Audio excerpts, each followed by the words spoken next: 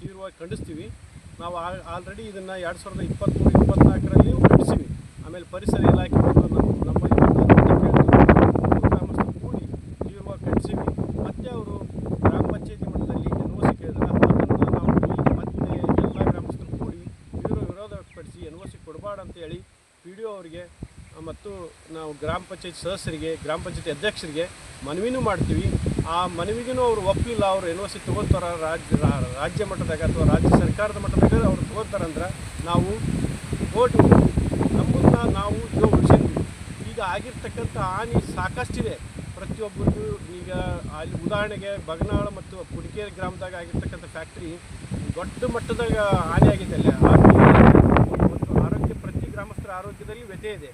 ಆಮೇಲೆ ಕೊಪ್ಪಳ ದವಾಖಾನೆಗೆ ಯಾರು ಅಟೆಂಡ್ ಆಗಿರೋದ್ರೆ ಬಗನಾಳರು, ಚಿಕ್ಕ ಬಗನಾಳರು, ಕುಡಿಕೇರಿ ಆ ಥರ ಅಷ್ಟು ವ್ಯವಸ್ಥೆ ಕೆಟ್ಟ ಹಾಳಾಗೋಗಿದೆ.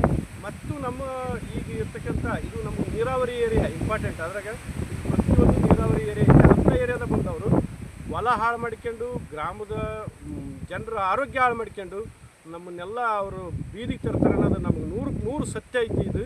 ಆದ್ದರಿಂದ ನಾವು ತೀವ್ರವಾಗಿ ವಿರೋಧ ವ್ಯಕ್ತಪಡಿಸ್ತೀವಿ.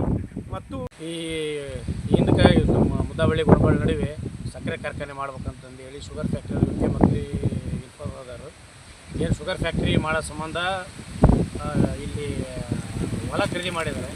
ಹೊಲ ಖರೀದಿ ಮಾಡಬೇಕಾದ್ರೂ ಮಧ್ಯವರ್ತಿಗಳ ದಲಾಳಿಗಳಿಂದ ಹೊಲ ಖರೀದಿ ಮಾಡಿ ಅದೇ ರೈತರಿಗೆ ನಾವು ಕಾರ್ಖಾನೆ ಮಾಡ್ತೀವಿ ಅನ್ನೋ ಮಾಹಿತಿನೇ ಇಂಥ ಸಂದರ್ಭದಲ್ಲಿ ಒಂದು ಪರಿಸರ ಇಲಾಖೆಯವರು ಒಂದು ಅಹವಾಲು ಸಭೆ ನಡೆಸಿದ್ರಿ ವರ್ಷ 2023-24ರಲ್ಲಿ.